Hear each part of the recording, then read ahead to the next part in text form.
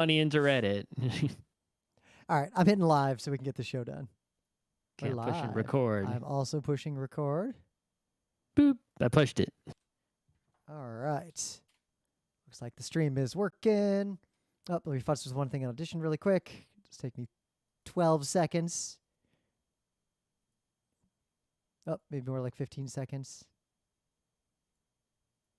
All right. Wah. Good. Amazon is going to do, they're not changing their acceptable use policy for Oz. It's still the same policy, but they're going to be more aggressively moderating, basically looking what everyone's doing on EC2 and all the other Oz services. And if you're, using Oz for doing bad stuff, such as, computer intrusion, spam, promotion of violence, child porn, etc., they're going to, close your Oz account, right? All right.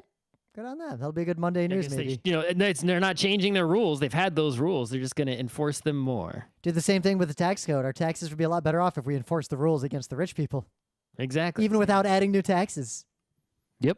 We should still add new taxes, but that's a separate conversation. Everybody knows this. All right. I'm going to get this started. Oh. It's Thursday, September 2nd, 2021. I'm Rim.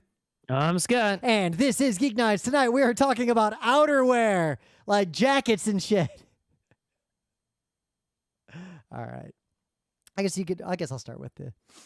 Sure. So yesterday, I know Scott was going to tennis, and I was just home doing my thing. And I was sitting around in the evening, and I had a concept in my head of what the weather forecast was, which was some rain will come, but it's no big deal. But then the weather started changing really rapidly. And then I go online, and the forecast went from a little bit of rain to massive, dangerous thunderstorm, shelter in place. That storm system came out of almost nowhere. That wasn't what so I knew it was going to rain. I thought it was basically going to rain all day, and I knew the remnants of the hurricane were coming in, right, later. But we were only going to the tennis from noon to 5, and then eating dinner and then going home. And I figured we were basically going to just beat the horrible rain home.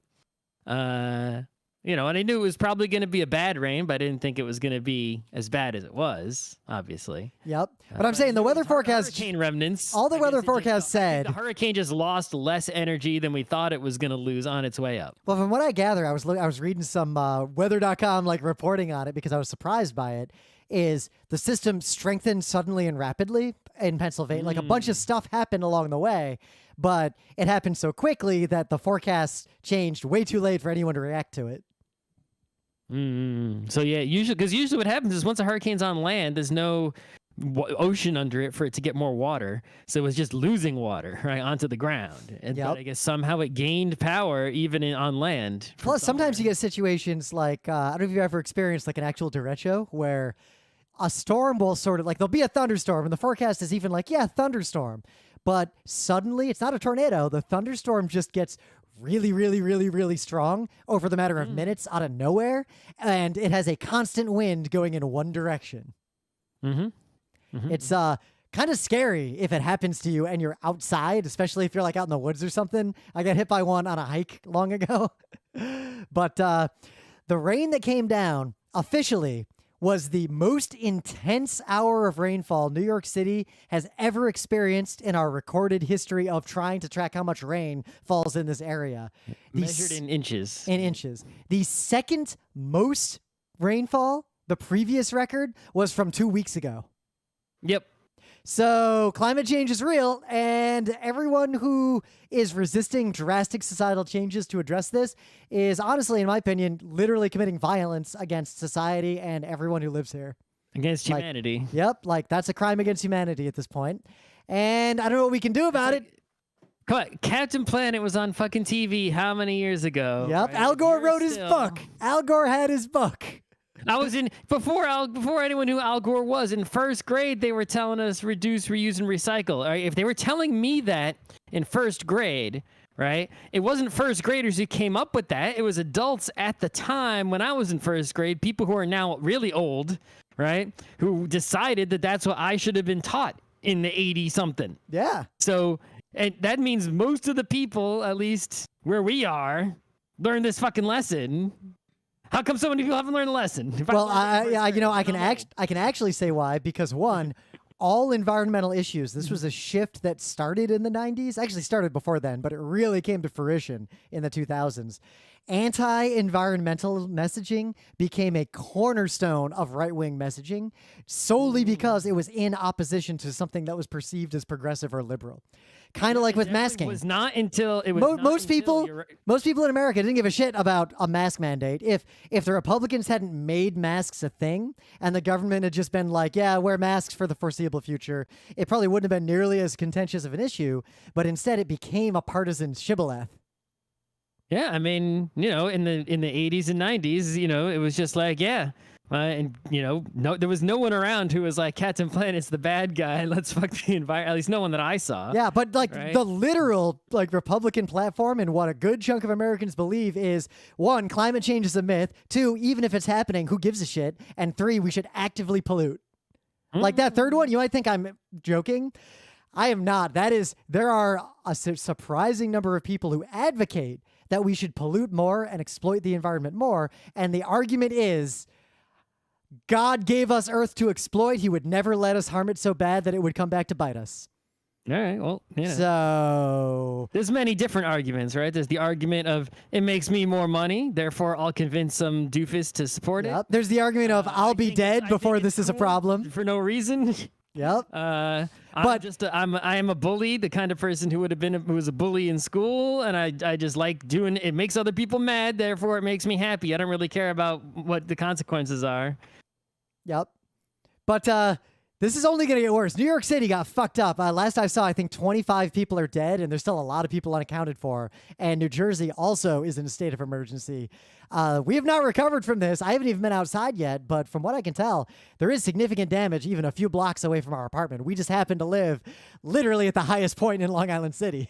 Well, I'm not at the highest point, but the height doesn't really matter so much, right? Because if you look at the flood map is for, storm surge, situations like where the river is coming up, right? That's what the flood map is measuring. So there are people who lived like not even in flood zones, like in a place that's high up where it's like, yeah, you're not going to, even if the sea level rises a fuck ton, your house will still be on a hill of on land, right? You're going to be just fine here. But what happens is when it rains, it's not the river might rise, sure, but it's not the river rising that causes a flood. The water lands right on you, no matter how high you are.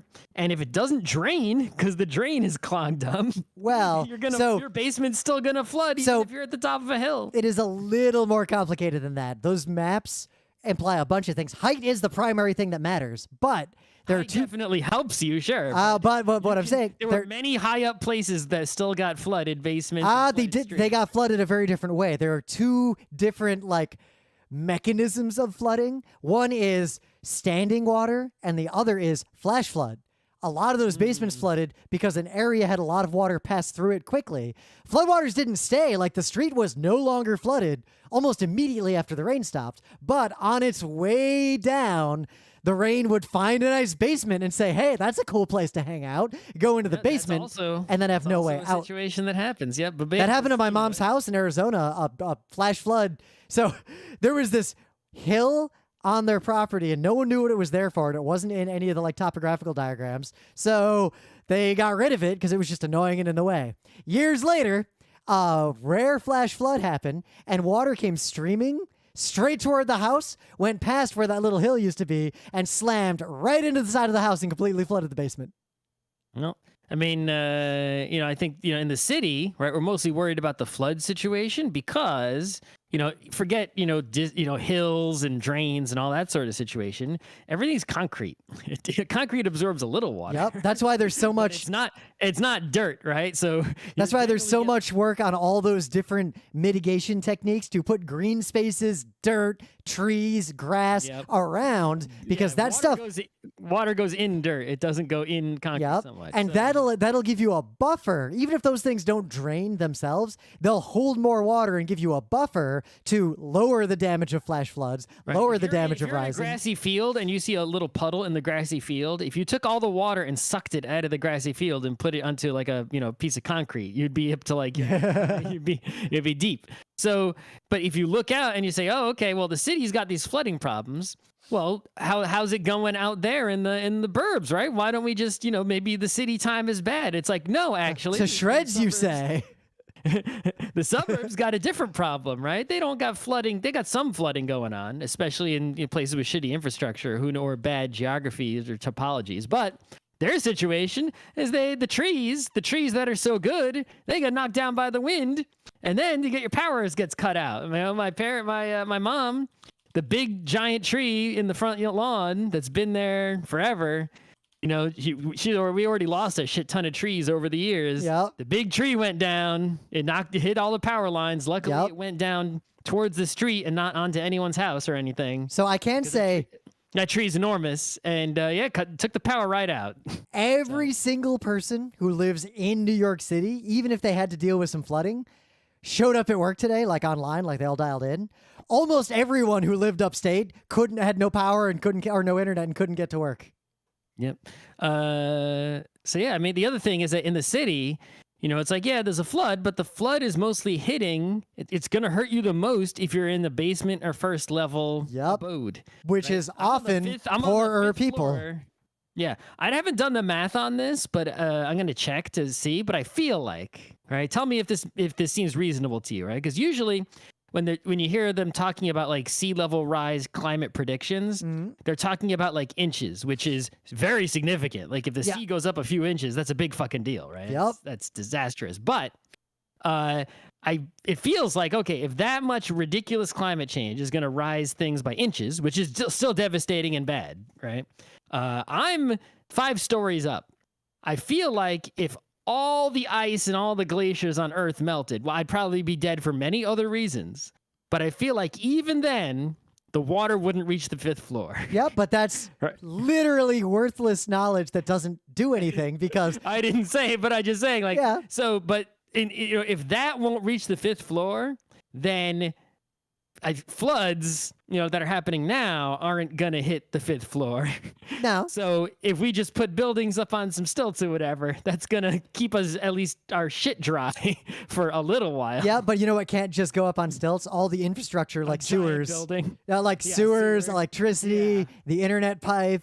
Oh yeah, there'll be poop rivers underneath your house. Yeah, sure, but also the way like in shore places, like places where floods happen more often or people build around it. Usually, what they do is all the nice stuff is on the 2nd and 3rd floor, and the 1st floor is built in a way to where if it gets flooded, you have to gut it and rebuild it. It's really easy and cheap to do, and you can keep living in the top while that happens. Yep. Just one more thing to mention is that, of course, you can listen to the famous Geek Nights Thursday episode, Water in the Ceiling. Yep. In the city, you got a lot of flat roofs and not necessarily the nice pointy roofs. Yep. Of, some people had water from the ceiling and water from the ground, but I must say, there was a lot of water in the ceiling yesterday. If you saw the videos of what was happening to apartments in the city, especially poorer parts of the city, remember that scene if you saw Parasite where the rain happens at the end? And that's a real thing. So water is coming up from the ground.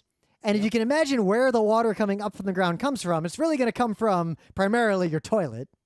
Yep. So I would argue that categorically, I will always take water coming from above compared to water coming from below. I don't want water coming from any direction. Unless I'm in a water park. Yeah, then it comes from every direction.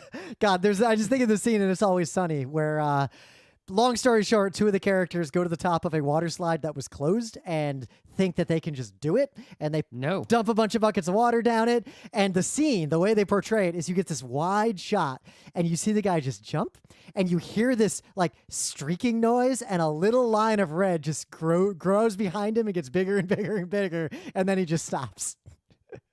Yeah, that's bad. Yeah. So how was that pre-storm tennis? Yeah, so yesterday, we took a day off work, because we're not going to PAX West. Yeah. So the US Open, which is one of the 4 major world tennis tournaments, is like right near us in Queens. Yep, we never went because it's always at the same time as PAX. Right, and I don't care about tennis that much, but I like tennis, all right. Yeah. I respect the tennis. You know what tennis is? It's quality one of those sport. sports where I don't really follow a lot of the people. I don't care that much who wins, other than a very small number of people. But I will pretty much just like watching anyone play high level tennis is always amusing. Yeah, so anyway, so I'm like, you know what? Not going to PAX West. Let's go to the tennis. So I figured out how tennis tickets work. We go over there, and I learned so much about what's going on at the tennis tournament. I guess I could spend a whole episode talking about it. But I think all I got to say right now is that when you go to see tennis, like the US Open or something like that, it's not the same as going to like a hockey game where you go, you watch a hockey game, it ends, you leave, right? You watch a baseball game, it ends, you leave.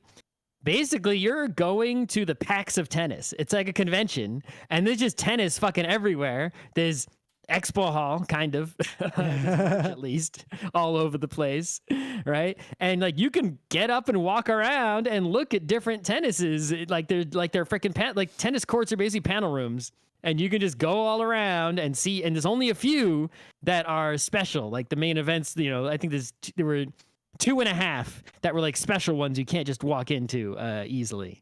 But yeah, it was actually a lot of fun. Even if you don't give a shit about tennis, it was cheap because we only went for 5 hours in the afternoon. Right? It cost less than half of a Madison Square Garden hockey game, and a hockey game's like three hours maybe, right? And I was there for 5 hours. So huge bargain. We sat in the ridiculous nosebleed type seats in the place where we had to pay, and you could see just fine.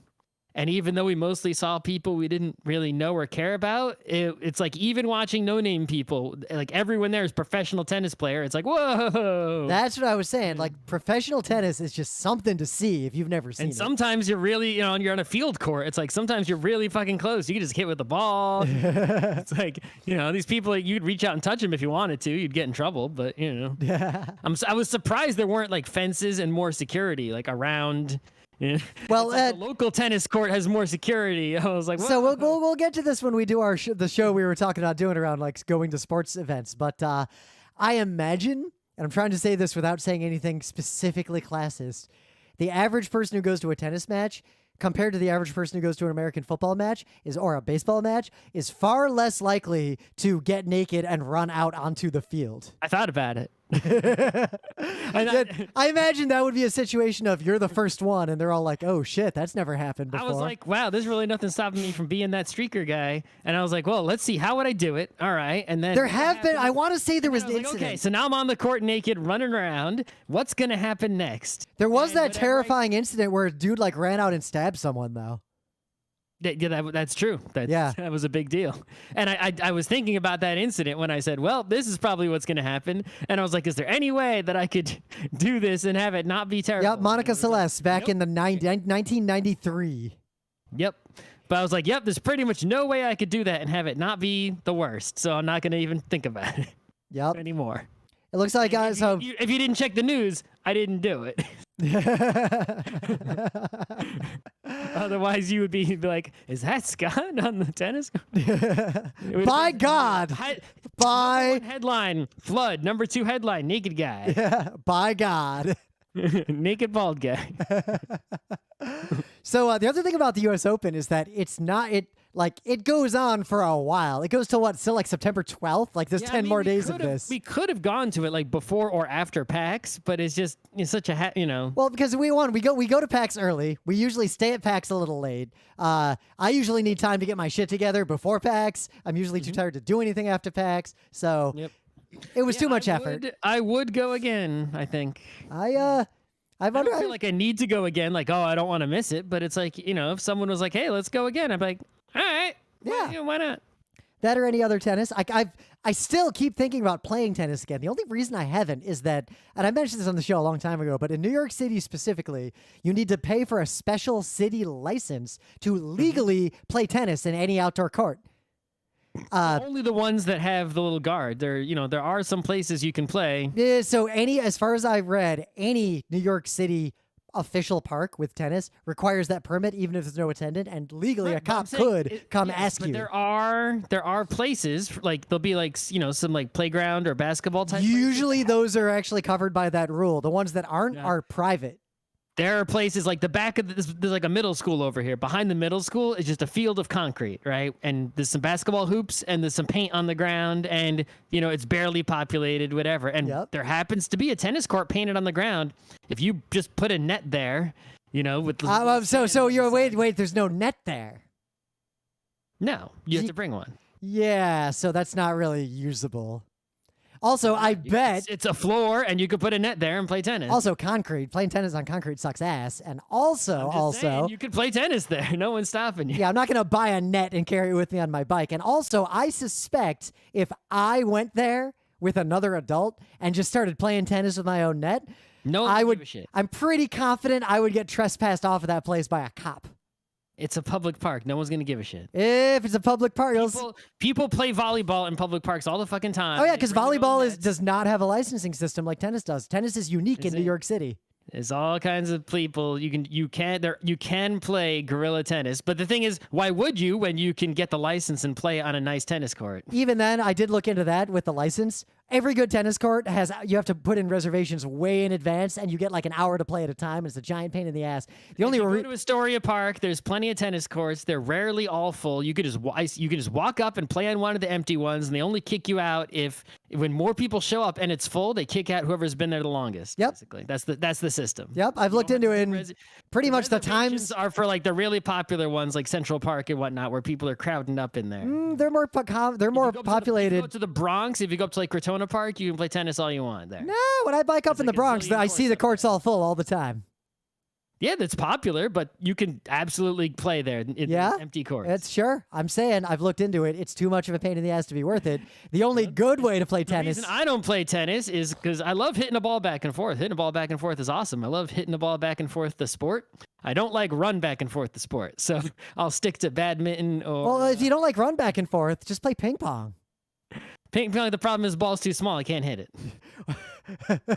It sounds like you just don't want to play a sport you're bad at. Yeah, well, I mean, to be fair, I don't play sports I'm bad at. You don't see me playing basketball. It doesn't upset me that I'm bad. I don't expect to win at badminton either. It's that I will barely be playing because it'll be like someone serves and I can't return it. I'm not even playing. I'm so bad, right? If I was a little bit better to where I could actually get a volley going and then get scored on, I'd be okay playing. Well, Scott, I mean, how you do that is you take lessons and then you just play against a wall for years. Let's not do that. I spent 15 years playing tennis. Actually more than that. But what I might do instead is just start playing racquetball or wall ball or something. But anyway, there is catastrophic news. This was not a surprise, but this is honestly news was coming, and we talked about it was happening for a while, and then it happened. Effectively, the U.S. Supreme Court has, for all intents and purposes, overturned Roe versus Wade, meaning that there is nothing preventing any state in America from just banning abortion.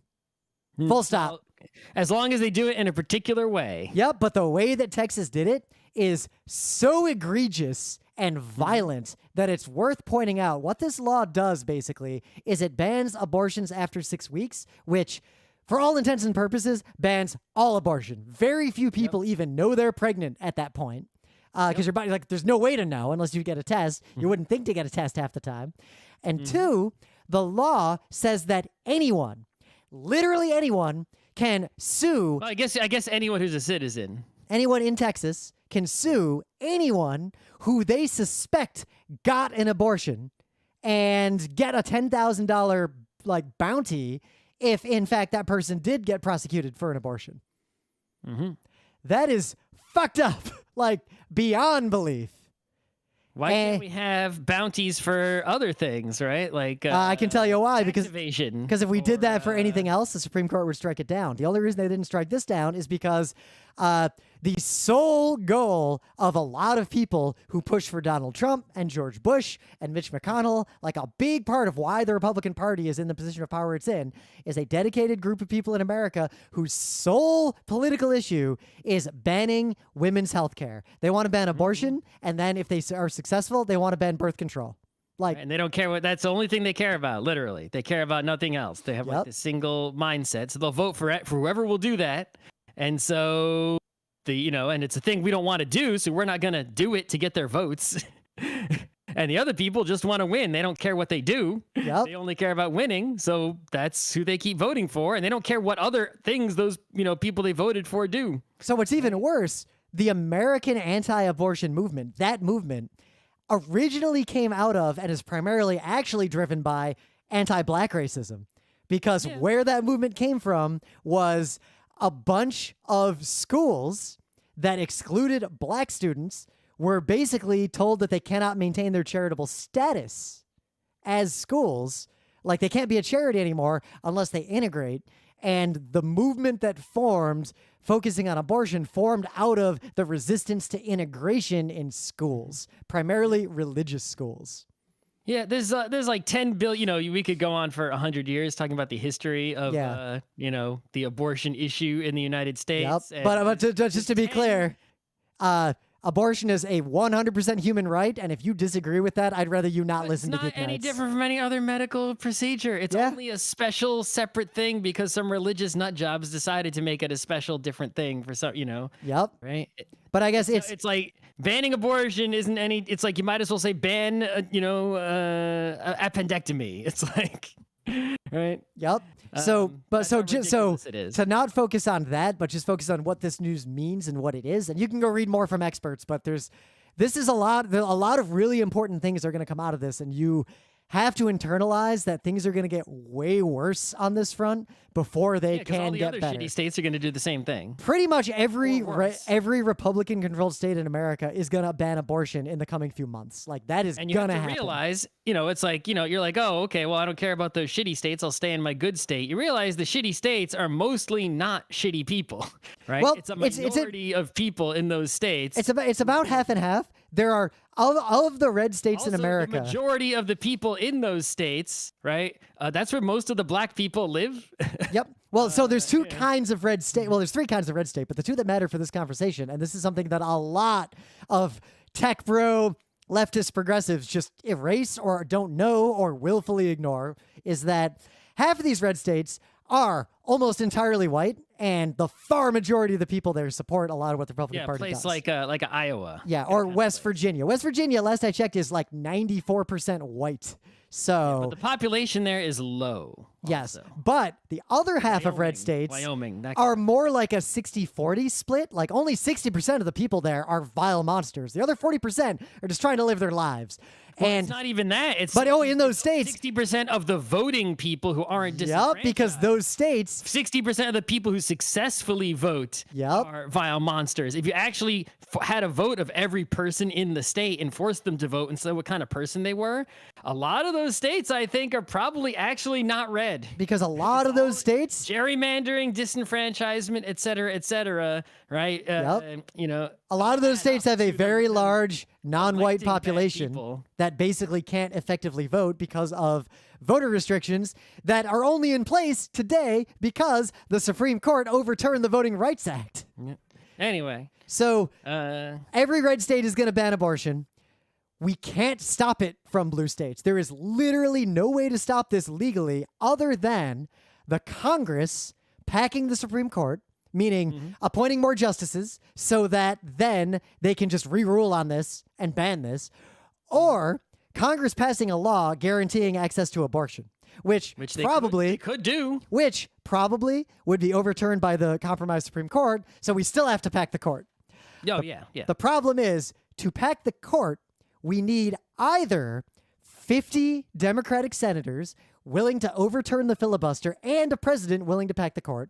We have a president. You don't need to overcome the filibuster because when it comes to filling the Supreme Court. No, because it's not just appointing a justice. You actually change the size of the court via a congressional action, and then you appoint people. So that action, but actually appointing people, you don't need to. But the changing the size, you would need. Yeah, you need either 60 senators to agree to effectively overturn the filibuster and agree to pack the court, or you need 50 senators plus the president to agree to do it.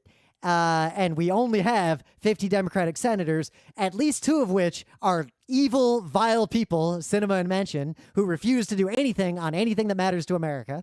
So as long as the Republicans are 100% opposed to this, Democrats likely... There is no way within the system of America following the rules that we can do it, given the people that are there. Yep, because to fix voting rights so that the people who are disenfranchised in red states could vote, you need those states to vote to remove the power of the people who currently control those states. And guess what those people are going to vote? They're going to vote no. This is the fundamental problem, not just with America, but with all systems on the entire human society, is that just about every system we have, right, puts the power to control the system in the hands of the people who are winning at the system. Right. So by winning, you have the power to keep yourself winning, whether it's voting, money, business, a board game, children's classroom games, every single system on the whole face of the earth, most of the ones that are human society systems, right? Or even biological systems, it's like if you're a virus that's, if you start winning, then you have the power to, control the ecosystem to make yourself more winning the way humans, and then destroy it to make yourself losing. But that's, we had to overcome that fundamental rule of systems. Right, to where the winners aren't the people who control the environment in which the winning and losing takes place. But it's actually a little subtly different here, because what happens specifically in America, because we have to marry that sort of theory with praxis and like the reality of a specific situation, or there's no way to move forward.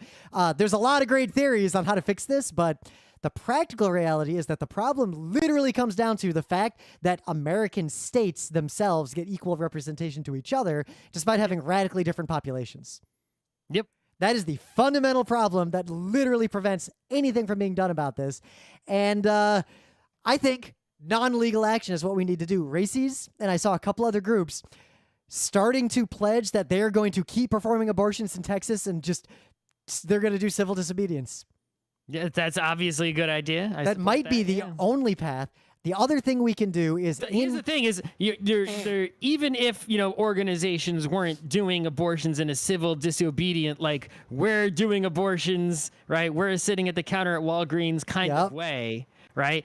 Abortions are happening in Texas no matter what the law is. They would always continue to happen in Texas. But right? they happen without the help of a doctor. Whether they're Dr. Nick in the back room, whether they're good doctor in the back room, whether they're a rich right Republican. Here's what's going to happen. Gets it done anyway in secret. Rich people in Texas, even people who voted for this ban and wanted this ban, will secretly get abortions in other states with their money.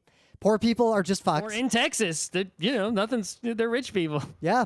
So, at least one thing that has happened too, and I want to point this out in the news. So, the Democrats actually responded pretty quickly. The House is going to vote soon. They already they're finishing up a bill, like as of today, this is news, that would guarantee abortion access nationally. Of course, the Senate won't pass it because the Senate is controlled by evil douchebags. Nothing can pass the Senate right now, literally nothing.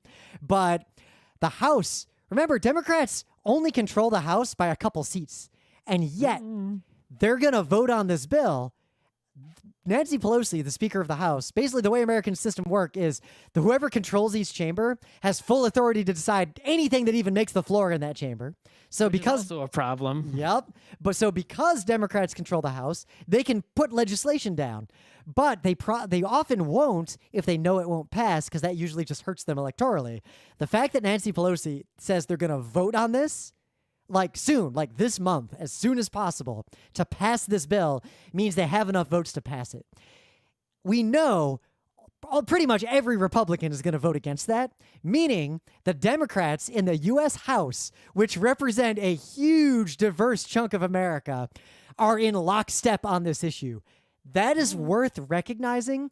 American Democrats have never been this... Doesn't matter unless those two other people are in lockstep on the issue. Oh, it seems like they are. I'm saying that the two other people in the Senate. The problem with the Senate, again, is that it doesn't actually represent the population. You've said the same thing 1,000 times. Pointing out the problem that we all know doesn't fix the problem. Because I think there's literally no way to legally fix the problem. I don't know what to do about it. You've said the same thing, and we've all said the same thing for how many years? All right, so then here's the question. What do you do about this? Abortion's just going to get banned in half this country, and there's nothing we can do. I think that's, I think the thing you have to come to terms with is that, there's there's problems and there's consequences, right? It's like what we're seeing isn't like, oh, we're losing the game. We lost the game a long time ago. Oh yeah, Right? We've already lost. Now we're just suffering. the final round of that game was when Al Gore wrongly was not made president despite winning the popular vote. Right. And it's like, as long as the people who have the power aren't going to, try, it's like there is no within the system way. So the question is, are you willing to do an out of the system way or not? Yep. Right? And each person will do what they're going to do, and history is going to history. Yep. And what you can do in the short term. But the only thing that you can control is what you do. You're just, you're one person, and, you can do something. So you do what you're going to do. You're one person. That is you. Yep. Maybe convince other people. And then with a podcast or something like that, and then you see what happens. And then one day you die.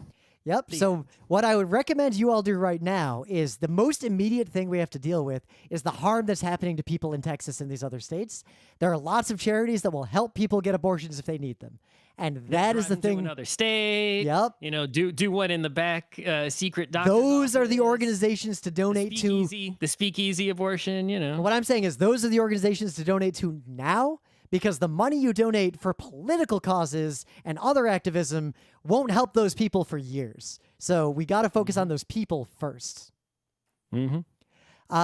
So all I really have to say about that is I am definitely never setting foot in Texas again so long as all these laws are in place. And if there's a PAX... But there's a lot. I was already not too happy about how many times I did set foot in Texas. Yep. So if there's a PAX South this coming year, I will not be at it, but that's just one tiny thing. I also think, don't think they should have a PAX South in Texas, given this situation, right? I was already, after the gun situation, basically Texas was already at the Don't forget the anti-transgender rights bill that they just passed, and the anti-birth control bill they're about to pass. The last PAX South and now Texas went way over the line. They passed over 600 individual bills that restrict human rights in one way or another. Like since the last time we were in Texas. Yep.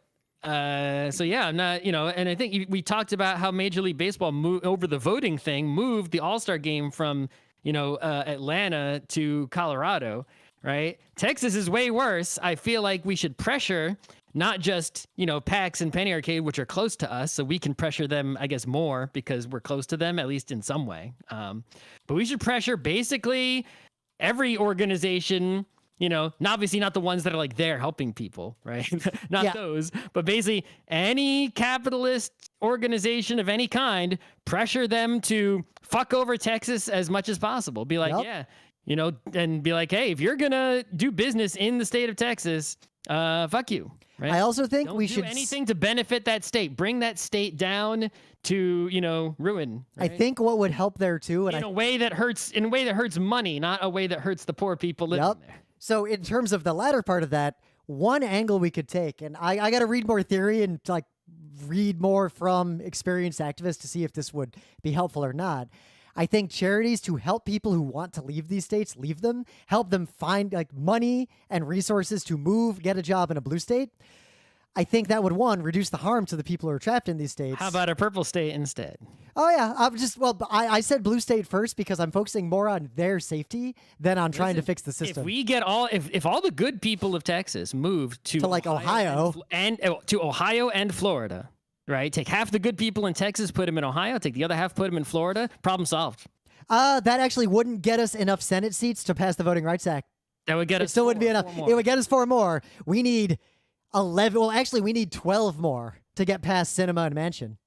No, we don't. We just need, if we get 4 more, we can eliminate the filibuster. And no, we can't necessarily, because there's a lot of evidence that there's a bunch of Democrats. At least I've seen real people who know more about this than me say between 4 and 12 who will absolutely not get rid of the filibuster because they're evil. But they're hiding behind Manchin and Cinema. We could expose them by what you described. Right. And I don't know what happens after that. Once we knew who they were, then if they're in blue states, then they can be outvoted. Yep. We can replace them with another, right? We can't replace, Manchin with a Democrat, right? He's going to get replaced. Yeah, that seat is lost. We have to pretend that seat is just a Republican seat. But if it turns out that, I don't know, who's a good example, right? I mean, we should get rid of her anyway. Feinstein in California. Yep. Right? If she vote, we can probably get rid of her if she votes to Yep. keep the filibuster. But then we run into stuff too, like, you know what the primary thing is holding up Medicare for all? The 2 Connecticut senators. Yeah, basically. Yep. They're Democrats, but that state makes all its money from a corrupt industry. Mm-hmm. Yeah. So, America's in super deep shit right now, and this is going to get way worse over the next couple of years. Like, this issue is not going to get better anytime soon. Prepare for the worst. Like, I'm not even... the whole world is just getting worse, right? What place on Earth are things on the upswing? Parts of Europe are doing better in a lot of ways. Like where? That's the best I can get. Honestly, Germany is continuing to mostly... The rich people on the beach are doing better. Oh, yeah. Billionaires are doing better. Yeah. Don't get me started on wealth caps again. I think no human should have more than $10 million in assets. And I don't even think it should be like, oh, we'll tax you above that. I think it should be a felony to be caught having that many assets. Sure, whatever. Anyway, it's time for Things of the Day. So the other day, I was in a private Discord looking to respond to someone with a meme because someone quoted the transit advisor from SimCity 2000, who is iconic if you've never seen this guy. And I wanted to post a meme of that guy. So I looked for a SimCity 2000 meme generator, like you do. That's way easier than photoshopping it. Someone did the work. And what I discovered is a website called deathgenerator.com. It has generators for so many old video games that I had about an hour and a half of just great fun using this thing last night. And I did. It was 2 nights ago. Yeah, it was 2 nights ago. But this thing is super fun. If you want to make like Oregon Trail or Legend of Zelda or Doug memes, like this meme generator is just A+. It's well designed. It's elegant. It just works. Props to @Foon who made this thing. Yeah, what a horrible night to have a meme generator. Are you a bad enough dude to post topical, appropriate memes in their respective channels? Are you a bad enough dude to go from a serious topic about the end of human society to then talking about video game memes? But if there's one thing that keeps me sane throughout the hellscape of my adult life, it is the fact that I have an extreme. Still works. You have your bread and your circus. I have my bread, I have my circus, but more importantly, I have a very dark sense of humor. That's from Hell World. That's from when I was a kid too. You got a scary clown circus, not a fun clown circus. Yeah, but I go to the scary clown circus and I'm kind of into it. That's the difference.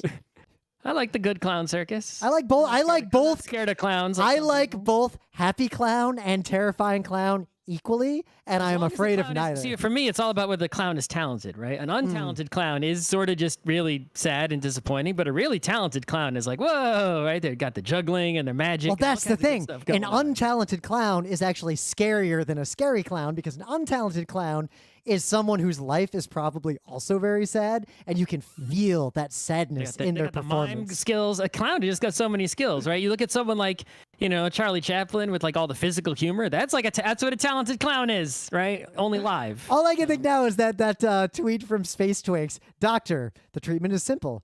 Go see Orville. Very funny clown. Pagliacci. What about Pagliacci? Doctor. Pagliacci, man, I could not name a more suck-ass clown. Just downright dog shit of a clown. I haven't heard that one. Oh, I'm surprised. It's a good Pagliacci remix if I ever heard one. It's real fun. I like that one a lot. So what do you got? Okay. So one thing a clown might do is jump rope. I'm actually becoming a fan of jump rope lately. It's a real good cardio. Like, you think running's hard? Try jump roping at speed for 10 minutes. Good God. I couldn't even jump rope for 5 minutes. So, but yeah, jump ropes are real cheap too. I got one for a few bucks, right? And it's just like, other than biking, jump roping is fun. Yeah. You can exercise and fun, or even fake jump rope with there's that app on the Switch. You can just fake jump rope with two Joy-Cons with no string. Jump roping is good because it's a whole body workout, and it's difficult. It's not easy to do well. Yeah, I can do it. I just can't do it super well. But you get better very quickly with. So it's a weird aside, but it's not like ping pong where you try 100 times and you still can't even get it. For whatever reason, in my elementary and middle schools, on the playground, we would often get engaged in jump rope offs, and the way they would work is two people would start jump roping, and basically whoever can go the longest wins. Oh, And that we was could it. do that. That was it. We would do the 3 people, right? 2 people on the ends hold the big one.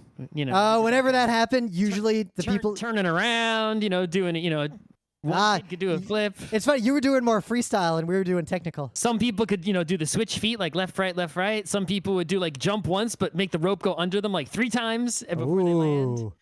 I could do it 2 times before I land, but not 3 times. I never successfully did the 2 jump ropes at the same time, ever. I fell on my face 100% of the times I tried that. Oh, the double Dutch? Yeah, I can't do that. I can't do it at all. Like, not like just... Here in this thing of the day, they're doing a shocking number of jump ropes at the same time. In fact, it is a dangerous number of jump ropes at the same time. So dangerous that there are 2 spotters watching the person jumping. I don't even understand really how this works. Is this fake? Like, I don't know what it is, but it's worth looking at, and that's why it's the thing of the day.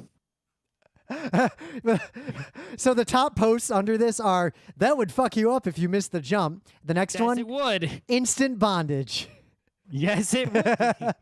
Imagine failing a jump and being strangled right there in front of everyone. They even make the ropes for this fucking thing. Imagine failing a jump and being just strangled there right in front of everyone by everyone.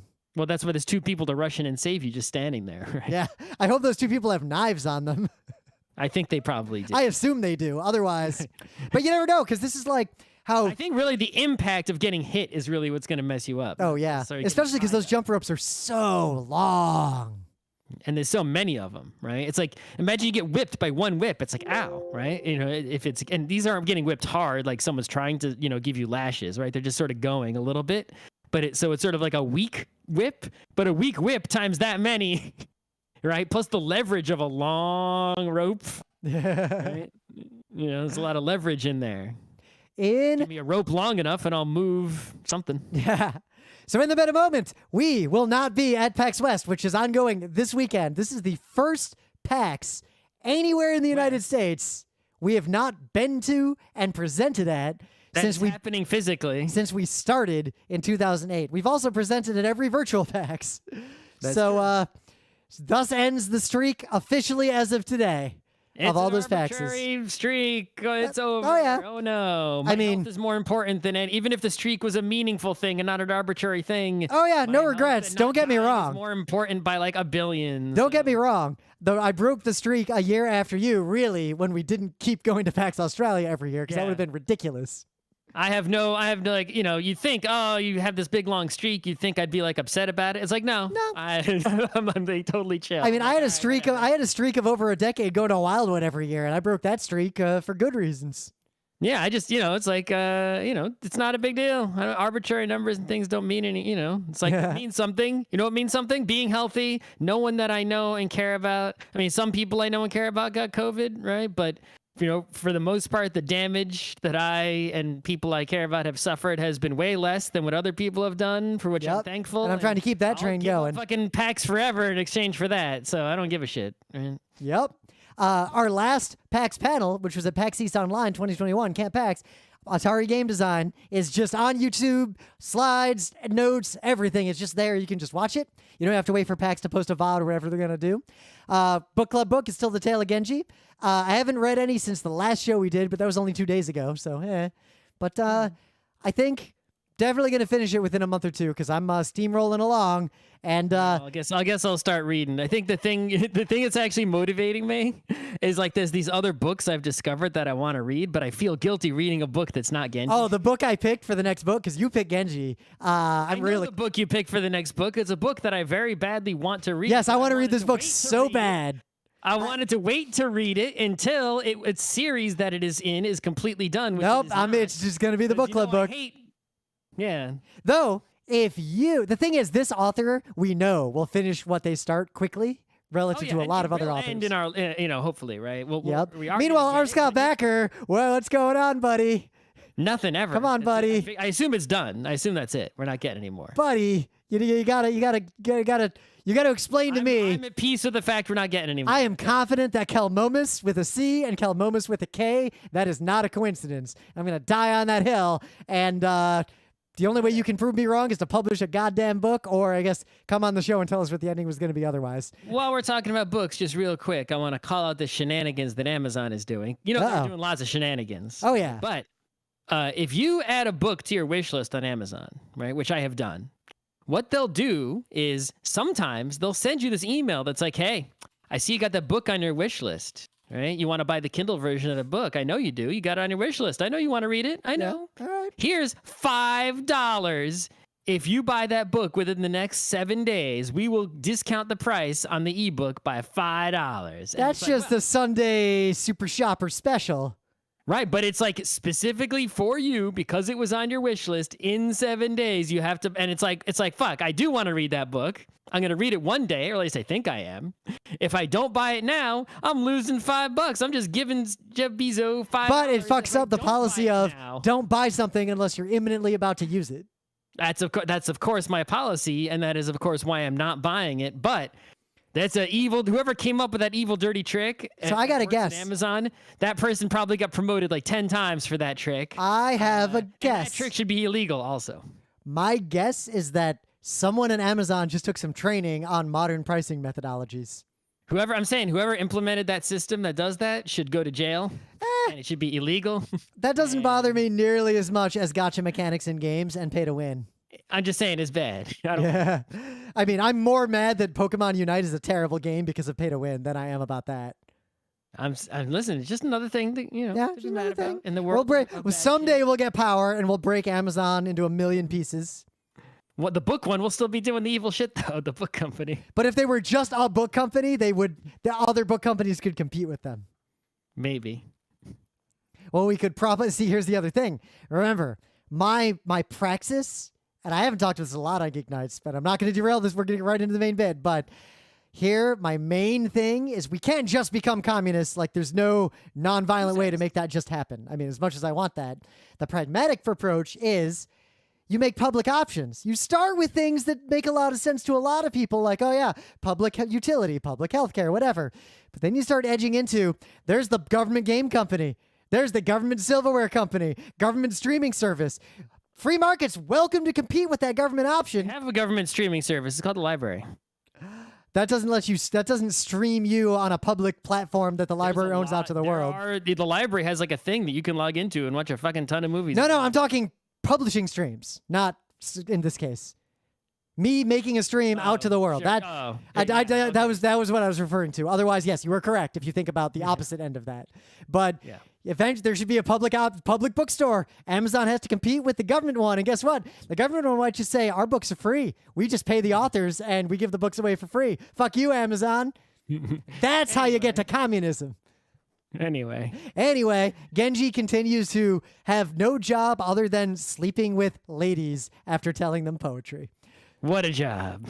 Though, of everything I've read up to this point, the funniest moment still is from it's still in the first third of the book, but it just stands out, of the moment when he's trying to woo that one woman and he's incognito. And then he sees someone else in the area who's also incognito. And he realizes that dude is trying to woo the same woman. And then they bump into each other and they're both like, what the fuck are you doing? What the fuck are you doing? Nobody can see either of us here. And they sneak back into the court and pretend they'd been there the whole time. Mm-hmm. I think that's the funniest thing that's happened in the book so far. Yeah, it's not exactly a comedy. Yeah, but funny things like that happen. So, Outerwear, I heard you had some trouble with your rain jacket yesterday. Well, yeah, so my strategy, because I was going to the tennis and I didn't know the situation there. Apparently, I could have just, I was like, well, let's not bring any bags. Let's not even bring a camera with a big lens. Who knows what they're going to let me do, right? Let's go with as minimal things as possible. I know it's going to rain. Yep. But I'm not going to bring an umbrella because I know you're usually not allowed to open it at the tennis because it blocks people's views. Let's not even bring umbrellas. Let's just wear our raincoats. They'll keep us dry. If we get rained on, well, we don't have anything on us, so who gives a shit if we get wet, right? We'll just walk home wet and then change when we get home. And we'll, and our raincoat will keep us dry enough that it won't be intolerable. So my raincoat that I wore was basically, this $20 effectively sheet of plastic-ish. It's like a synthetic cloth, and inside the synthetic cloth is basically like a rubbery coating. I got a Uniqlo for like $20. So I have one question for you. Is it slightly stretchy? Or is it know. completely rigid? Can you stretch it a little or not at all? I don't know. I had to go. All right, I'm just curious. Go look at Because it. that sounds like just a anyway. cheapo soft shell.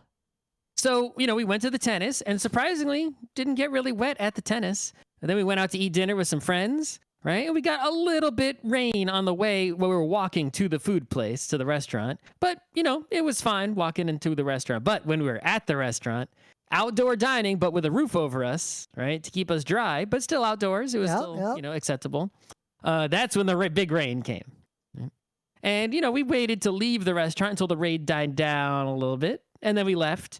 But of course, on the walk, the rain picked up, came down. We basically got completely soaked. And my shoes are completely soaked. I expected that. I knew that was going to happen. Shorts soaked. I expected that before I left the house. I was okay with that.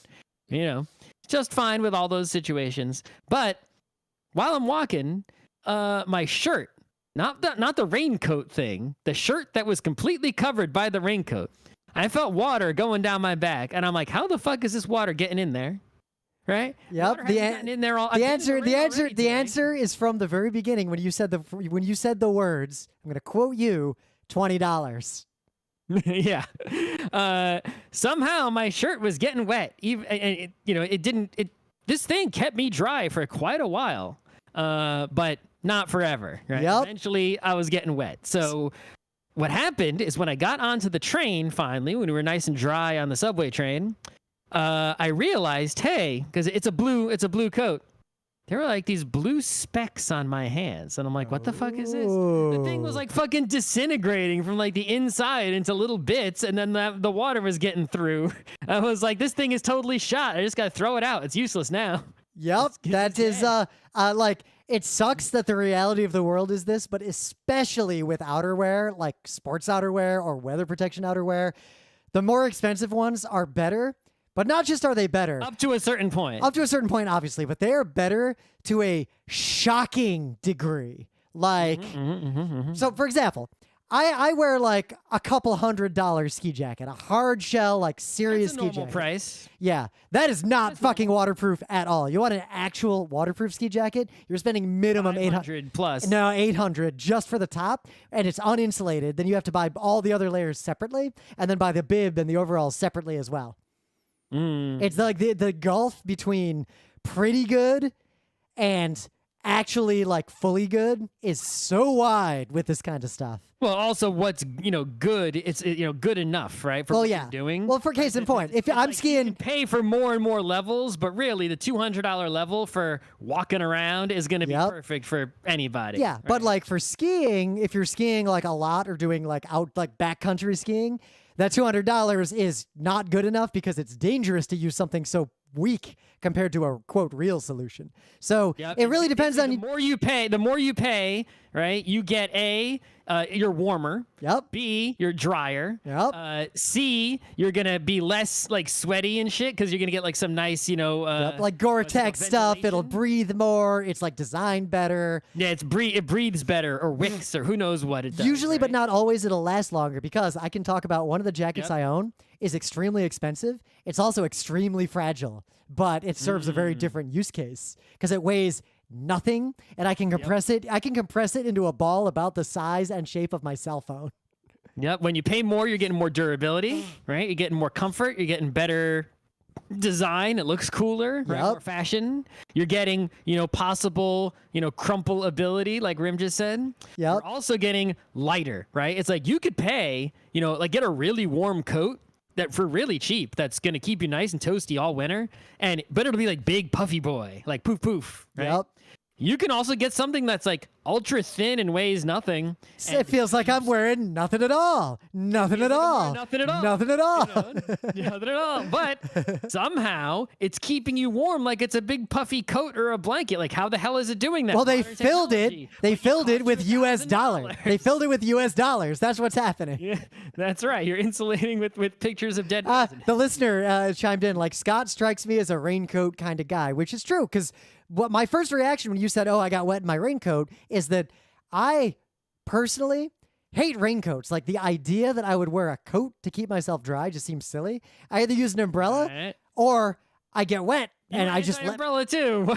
No, well, because I grew up in a place where almost... You changed your mind on Yeah, you know why? Because I live in a place where I walk everywhere, and I live in New York. When I used to not live in New York, when I lived in Michigan, or even when I lived in the suburbs, I never needed to go outside in the rain. And when I did, I only really needed to get to my car. I just run for it. Like, it wouldn't get that wet, not wet enough to matter. When I grew up, like, no one ever used an umbrella. Someone would, like, drop you off in front of the mall, and then, like, one person in the family would have one giant umbrella just to get themselves in. No one else had an umbrella or even owned one half the time. We had umbrellas. Yeah, we didn't. It's just a thing in Michigan, I guess. But I guess my point is, a raincoat that sans umbrella can keep you completely dry. Umbrellas. All right, next, keep going. Seems, I got opinions on umbrellas because I got that fancy one I imported. Yeah, we'll do it. Not now. That umbrella's so good, but yeah, not now. I'll restrain how much I love that fucking umbrella that I paid $100 to import from Europe. Anyway. That was $100 in import plus what it actually cost. This was an expensive umbrella, and it's the second one because the first one I bought got stolen. Anyway, so if I wear a coat that in driving rain would keep the top of me dry, but the rest of me gets wet, I feel like there's zero value in that. If my pants are wet, I don't care if the rest of me is wet.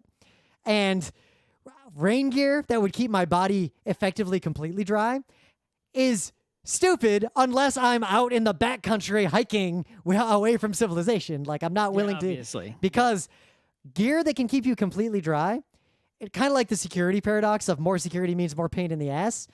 More dryness means less comfort. That's just how it works. You want to be completely dry? You're wearing something that hermetically seals your body. Guess what? That shit sucks to wear. Yeah, I wasn't interested, and you're not really interested in being completely dry. That's not right. It's like like I said, when I left the house, I sacrificed my shoes, socks. I wore shorts because I knew that jeans would get soggy and uncomfortable, even though it was a little bit cold. So you understood your threat profile, like what you were seeking here. Yeah, it's like I just need enough of me to be dry, right? So that I can, walk around. If I was just out there with, nothing, it would be like, that would be horrible and uncomfortable and up to a point.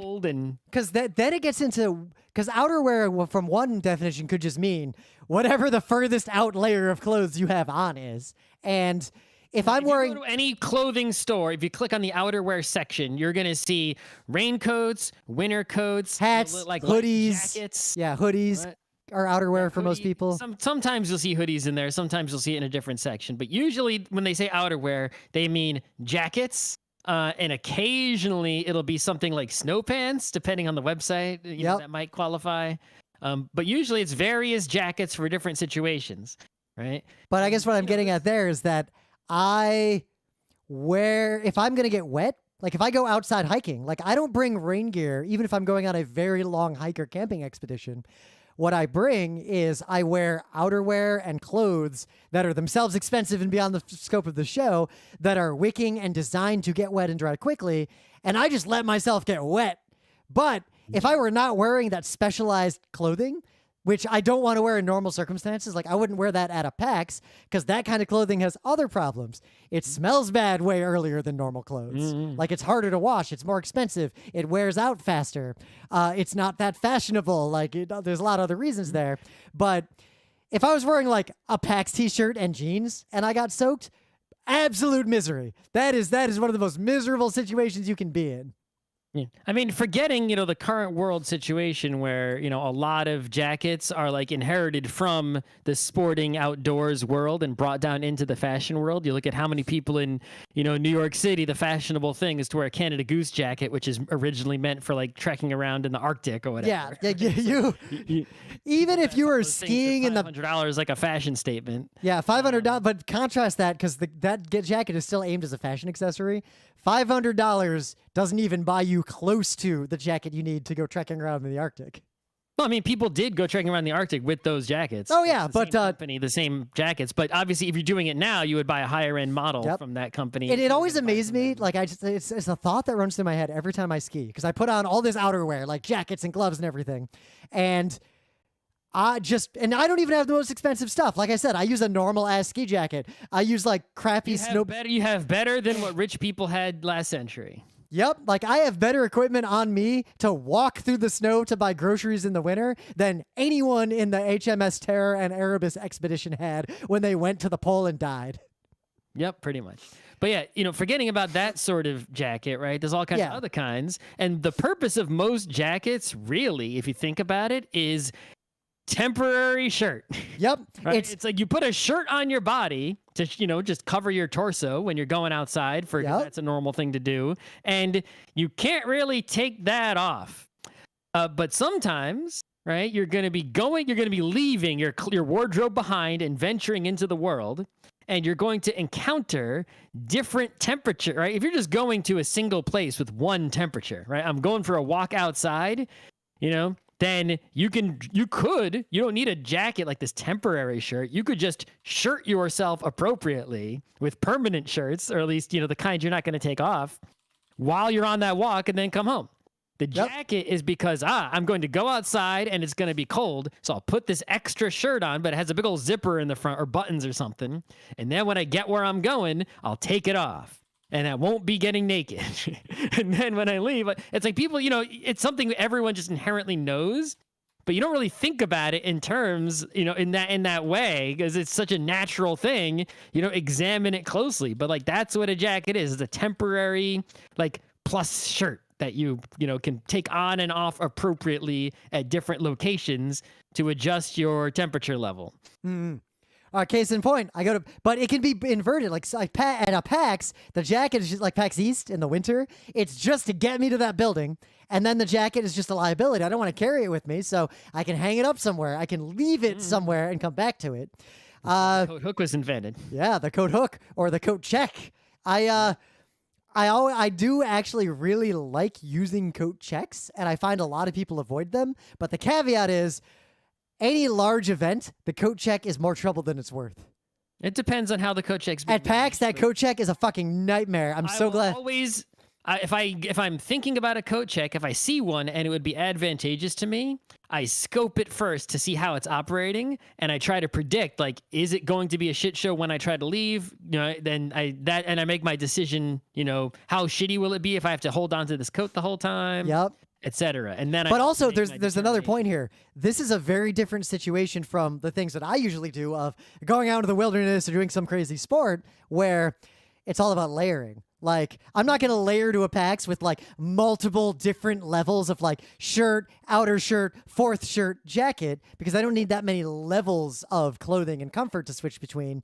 And the key of a jacket is that it's very easy to take on and put on and take off, compared to a secondary base layer that I have to peel up over my head or deal with in some way. I can just unzip it, drop it off. Think about the layers when it comes to not outdoorsiness, right? But think about the layers for formal wear, right? So it's you got a shirt, right? The dress shirt. That's the thing. The dress shirt is the thing. Yep, you usually have an undershirt under the dress shirt to protect the dress shirt. Right. It's a shirt that makes you look good, but you put a shirt under it so that you can't see through the dress shirt's material to your hairy body or whatever your body looks like, and B, to keep your sweat from messing up the dress shirt. It's a dressy shirt.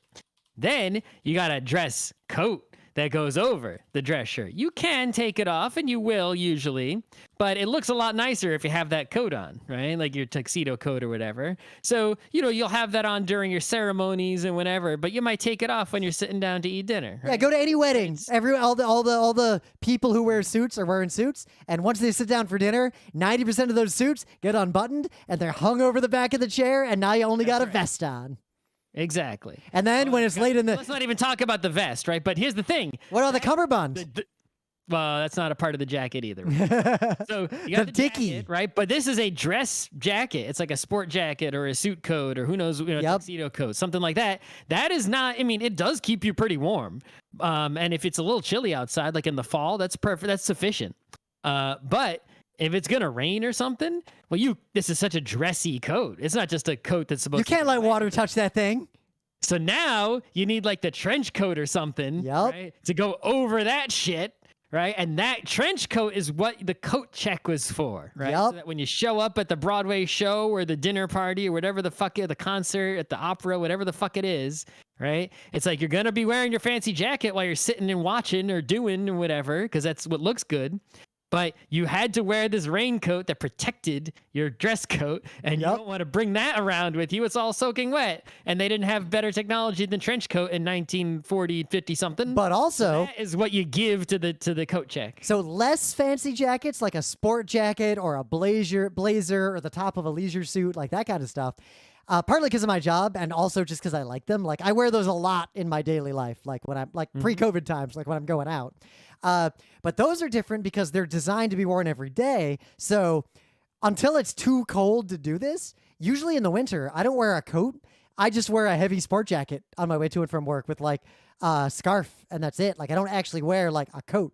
I actually don't own that many coats. Like if I look at what I own, I have one insulated trench coat. That is my winter coat. I fucking love that thing. Trench coats, long coats are the best if you're not doing a sport because they keep your legs warm too. They hold in so much heat. Like it's hard for me to imagine not living my life without a long coat in the winter. It's my favorite kind of coat. I used to wear dusters, but that's because I was awesome in high school. I do like dusters, but the long insulated jacket is what I actually need. All right, let's talk about some like different coat styles, right? So one coat style I actually like a lot is like the bomber jacket style, where it's like I liked those when I was in middle school. I'm not a big fan anymore. a little bit insulated, right? It's kind of styling. They're usually really puffy, like you have a big puff around you. Sometimes they're puffy, but sometimes they're not so puffy. It depends on which one you get. There's various levels of puff. They have those like ribbed sort of cuffs around the arm, the end of the arms usually, and the waist area to sort of keep it tight so wind's not coming in there and stuff. The thing I don't like about those is pulling up the sleeves is kind of meh on them. Some of them have zip-off sleeves, actually, but not too many. See, I'll admit, the only bomber jackets I actually did really like and still kind of like are the ones that look like what they came from, an actual bomber jacket. Yeah, most of them look like that. Yeah, so I was going around online. There seemed to be a whole bunch of fashion jackets called bomber jackets that look nothing like bomber jackets. A lot of people are calling things bomber jackets that I would not consider a bomber jacket.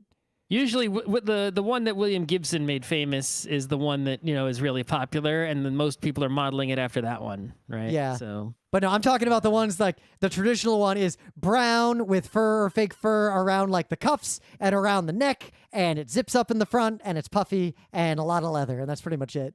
Yeah, the fur. Some patches on it. Is optional sometimes, right? The fuzzy ones. Yeah. Not that I would ever wear fur, like don't get me wrong. Right. But the thing is, it's sort of like those are sort of like these in between kind of jackets, right? Because you can actually keep that one on as long as you're not sweating like crazy, right? It's like you can keep that on, and it's almost occupying the sort of sport coat zone, right? Where it's as opposed to the hang up zone, but for normal everyday stuff and not for fancy stuff. Yep. Right. There's a few other coats that sort of occupy that same space, like some parkas and stuff. You can wear them, right, and just keep them on all the time, and it doesn't look like, why are you wearing your coat even though we're inside now? It's like it's almost like a hoodie where it's still acceptable to keep wearing it even when you're in the thing. Whereas other coats, if you wear like one of those big old pea coats and you show up and you don't take it off and you're sitting in the restaurant with your pea coat on with all like those big buttons with the anchors on them, like all the way down. I fucking love pea coats. If you unbutton it, it's like you look really silly if you keep that shit on. You get your North Face coat. If you sit down at the restaurant or in the theater and you still have that on and you haven't taken it off, people would be like, "Are you cold? Are you all right? What's wrong?" Yep. But I have worn my North Face ski jacket indoors at conventions in the past because sometimes that AC is sometimes it's cold. Yeah. And you'd be like, yeah, it's cold. But no, people are constantly being like, why are you wearing your winter coat? It's like, what the fuck is wrong with you? Do you not feel this? Yeah. Around? But there's other kinds of coats, right? That you can keep wearing. And it's like, oh, that doesn't look, you don't look ridiculous keeping that on. Yeah. So interestingly is because I wear blazers and sport jackets so much, I don't own a single one of that kind of coat that you described. Not one. Oh, see, the problem I have is I own a couple. I think I got like one or two, right? But the problem is if I want to wear it as a, inside coat, like not take it off, then you could end up looking silly if, say, you you're going to work in the year 2021, right? Yeah. If you went to work every day and you changed all your clothes every day, but you had like some bomber jacket and you just wore it all day, every day at work, it'd be like, why are you always wearing that See, same and the thing? difference is I can wear the same blazer for weeks on end because people don't notice that. It fades into the background. The shirt under it changes every day. The pants combined with it change every day. So it's a You can different also outfit see every the shirt day. a lot more through a Yep, sport that jacket if it's got exactly. the deep V going on in the front, right? Exactly. So, Um, but yeah, I don't own anything like but- that. My right, but to I go straight. buy- I go between hoodie Right. and above hoodie. It's like I don't have anything until I get to But to winter coat. buy several different coats that are appropriate for wearing and not taking off, right, is a lot of money and a lot of closet space. That actually is what I was about to say because that is why I don't own any of the coats you described. Like not one. I have so many highly specialized like sporting outdoor coats that I don't really have room to have more. So I try to use those instead of what you describe as a more normal jacket. So I go from my coats go from lightest to heaviest, summit jacket, which I'll get back to. After that, it's hoodie or fleece, like which are just like made my base layers for skiing and stuff. The next step after that is like my ski jacket, and the next step beyond that is my fully insulated trench coat. And I got nothing else. Here's the list of coats I got, right? Actually, I might have more coats than you. Okay. So You I got- definitely have more coats than me because my coats are few and expensive and bulky. Some of mine are at least a little bit expensive. Not probably. I probably don't have a single coat that's more expensive than your most expensive coat, but I have several $100. Well, coats. one way I can cheat. My most expensive coat I paid very little money for because it had a slight defect, and I got it for like nothing from a clearance sale. Good deal. Oh God, so it's the best deal I ever got in my life. Yeah. So forgetting the things that I have abandoned and don't wear anymore, right? So, that I might still have somewhere, like PAX hoodies I've abandoned, right? I have 2 hoodies now that I actually wear. They're basically the same hoodie, but one is lighter than the other for different seasons. So there you go. I got 2 hoodies, right? I have, I guess I'm going to have to, I had 2 raincoats. I had the one that died. It was basically just a sheet of plastic for $20. Yeah. And I had like a real kind of raincoat. The problem with my real kind of raincoat is it's still pretty good. But it has like an insulating layer, which works very well. But sometimes it rains and it's not cold. And then it sucks to wear that coat because you get way too hot in it. Yep. So the sleeves on it are too short and you can't make sleeves longer and my arms are long. So I think I'm going to abandon the broken plastic sheet and donate the good raincoat and just get something that's a raincoat that fits and have that be the raincoat. So raincoat. Yeah. Then I have a special like ultra thin, plasticky raincoat that is only good for biking. If you wear it when you're not biking, you look like a dingus. But if you're biking in the rain, it's incredible. Like you can actually bike in the rain with this thing. I've been thinking about getting something like that because It wasn't cheap. It wasn't the cheapest. It's just like a sheet of plastic kind of situation. But I assume it's gonna last my whole life, and it's amazing. Yeah, you approach your biking stuff the same way I approach my ski stuff. It sounds like I have a second biking only coat. It is for biking in the cold. I can't bike in like fucking snowy winter with it, but like I can bike in like close to freezing as long as it's not snowing or anything, and it's not like ultra below zero. If it's You that will be cold, warm if you wear this while biking. And the problem is most coats you wear while biking, you start to get all sweaty inside. This one, nope. You feel great while biking if it's cold. that's actually what I do with biking. I don't have a biking specific one, but guess what? But all the kit I use for skiing, not the pants obviously, but like the top part, perfect for biking, except it's less aerodynamic than a bike specific solution, but it's perfectly comfortable. Yeah. All right. So I got the 2 biking coats, one for just it's wet out, but it's warm, and the other for it's cold, but it's not wet. I don't really have a cold. If it's cold and wet, I don't bike. So I don't need a third biking coat, and I don't have to combine the 2 either. The listeners they've all devolved into still suit. That's the way to go. Yeah. I have a bomber-ish kind of jacket that I can wear, when it's like a little bit cold, like you're going maybe apple picking or something, right? It's not too cold out. You're not freezing, but obviously it's too cold to go with no coat. Yep. Kind of in between deal, right? See, in that situation, I either wear a hoodie or wear my hiking gear. Yeah. Then I got 2 more. I got 2 wintry coats. I used to have back in the day, I used to always buy a North Face kind of thing, but I got tired of that. So what I have now is I have one that's sort of like a pea coat kind of ish situation, with the buttons. It has a zipper end, whatever, and a hood that you can detach. It's that same kind of material. And basically, it doesn't matter if it's cold as long as it's not snowing, because obviously there's no real waterproofness to it. Yeah. Right. But if it's just cold, it's great. It keeps you way warm in there, right? Deep pockets, nice sleep. It's, great. But then I have another one that's basically the it's snowing jacket, which is actually 2 jackets, one that goes inside the other one. So I could separate them and use just half for half. Yeah, all ski jackets are like that. Usually the ski jacket is just a shell, and you zip an insulator into it, and then you do more and more layers. Yeah, I think it's the one, this is technically called like a 3-way jacket, but I pretty much only wear it if it's cold and snowing. Right? Yeah. Well, because what I found is those jackets, like my ski jacket, I can wear the whole thing, or I can unzip the insulating layer out of it and wear it just as a shell.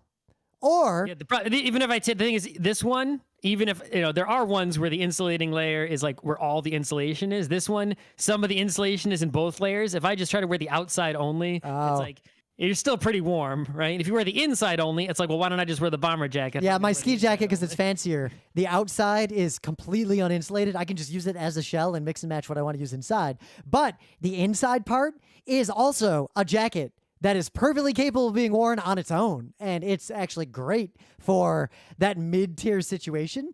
The only reason I don't use it for that purpose and fill that gap in my wardrobe is that I use this jacket to ski, and I ski a lot, and it looks grody as shit from the grease of my body and the sweat and just mess of skiing.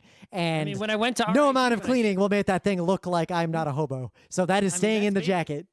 When we went to college, I knew it was going to be snowy in Rochester. That's what I brought with me freshman year. I bought like the fanciest Gore-Tex like outer shell, and I got the fanciest inside shell. I mean, for Rochester, that might not save your life on the quarter mile. No, but that's what I had for years at RIT, and it died because it was killed by Rochester. Yep, I had that duster. The fanciest thing that was, but I realized when I left Rochester, I didn't really need that anymore. That's not necessary now. Yep. So. Yeah, you have way more jackets than me, but we both have a lot of highly specialized jackets. If you do specialize, I guess I'm not even counting. Like I have one suit. I was about to say I have more jackets than you. One jacket that's not a part of a suit. I have more jackets than you if we count blazers and like leisure suits and all that. Yeah. I have 1, 2, 3, 4, 5, 10. I have 11 sport jackets that I wear regularly. And in the non-COVID times, obviously. I might have 2 suits, but only one of them I think is wearable. I have 11 sport jackets, and I have 3 dress jackets. I also have a seersucker that I don't wear much anymore. But I guess I'm going to downsize raincoats. I'm going to get rid of 2 and add 1. So that'll be good. So the jacket I have that you don't have is the one that Marmot made it, but they don't make it anymore. I'm actually Googling around. So I got this. I was in Salt Lake City years and years and years ago. I was actually out in Park City, like the ski resort, but I was there to mountain bike in the off season. Long story short, I had a whole day with nothing to do and nothing was open before I could fly home. So I wander around this town and I find this sport shop. Oh, these are reasonable prices, Marmot. All right. Oh yeah, Marmot is not to turn this into an ad, but Marmot is the best like jacket wear you're going to get for a price that you, Scott, would consider reasonable, that is comparable in quality to the Arc'teryx stuff that is just insane quality. Let's see. Rainwear. Every Marmot outerwear item I've ever bought has been utterly phenomenal for the dollars I paid. All right, let's check out these raincoats. So the thing I have, they don't make anymore. They haven't made it for a long time. I bought it from this shop that had a discount rack of clearance items that were unsaleable or had defects. It was basically like an outlet store. And I paid $80 for this thing. It retailed for $400 or $500, but it is so that's that tiny jacket I described. It's so small, it's the size of my cell phone. I can just wad into a ball. It's waterproof, but that's not what it's used for. Like you couldn't use it as a raincoat because the underarms are completely vented. So you can just vent your sweat out of them. These jackets are used for exactly 2 things. It's a highly specialized piece of basically outdoor survival gear. You carry it in your pack, and you put it on when you're summiting a mountain. Not a super high mountain like Kilimanjaro, but like a normal moderate sized mountain. It's just this extra layer you put on only at the top when you're making your summit approach. It's too much to wear on the whole trip, but it's like a windbreaker you put on at the very end. And the other use for it is It's an emergency layer that weighs nothing that you can whip out if you suddenly need a jacket and you literally have no room, weight space, or anything to carry a jacket. Like, I could put this jacket in my back pocket at a PAX and just whip it out if suddenly it gets too cold late at night. You've seen me wear it. It's that shiny blue thing. Oh, the show's gone on way too long. Yes, but I guess the final word on jacket is that one day we'll have some awesome cyberpunk, Still suits. You'll have cyber skin, and you'll just change the fucking skin, and you won't have to worry about that, and then your clothing can just be all style if you even have clothing. And that'll be great. Yeah. Until then, you got to own 100 different jackets to shift your form. Yeah. All right. And if anyone's watching the stream, I'm going to see if anyone wants to play Quake 1 tonight, I will probably be around, and I'm happy to play Quake 1 with a bunch of you. Yeah, I'm going to eat food, and maybe I'll also play Quake 1. This isn't